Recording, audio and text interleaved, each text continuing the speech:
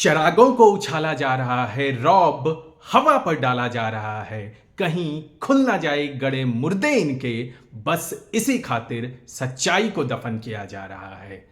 फर्ज कीजिए आपने स्टेट बैंक ऑफ इंडिया से 1 लाख रुपए का लोन लिया है और जब आप उसकी रीपेमेंट के लिए जाते हैं तो स्टेट बैंक ऑफ इंडिया यह कहता है कि ऐसा किसी प्रकार का लोन तो उसने इशू ही नहीं किया है और उसके सिस्टम में ऐसे किसी प्रकार के लोन की एंट्री ही नहीं है। आप कहोगे क्यों मजाक कर रहे हो साहब, ऐसा कभी हो सकता है क्या? और ऐसी होने की संभावना भी जो है वह 0.00001% भी संभव नहीं है, क्योंकि इस देश का पूरा बैंकिंग सिस्टम डिजिटल है, जहां पर 10 पैसे की भी अगर ट्रांजैक्शन होती है तो वह भी रजिस्टर्ड किया जाता है। लेकिन ऐसा हुआ है साहब, वो भी इलेक्टोरल बॉन्ड वाले केस में। सबसे पहले तो एसबीआई इलेक्टोरल बॉन्ड संबंधित जो जानकारी थी वो साझा करने के लिए वक्त मांग रहा था, लेकिन जब सुप्रीम कोर्ट ने एसबीआई पर दबाव बनाया तो उन्होंने जो जानकारी उपलब्ध करवाई वह भी बिल्कुल बिखरे हुए रूप थी। लेकिन जब सुप्रीम कोर्ट ने फटकार लगाई तो उसके बाद 21 तारीख को जो एसबीआई ने डेटा रिलीज किया उसमें एक बड़ा ही रोचक तथ्य सामने निकल कर आया,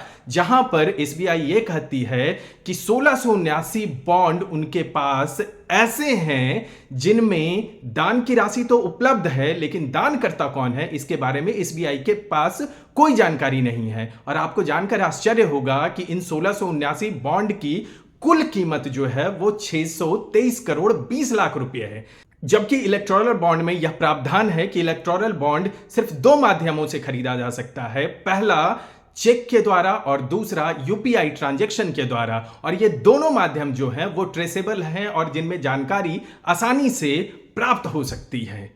गजब का सिस्टम, गजब की बैंकिंग है हुजूर, जहां पर दान का तो पता है लेकिन दानकर्ता गायब हैं जरूर।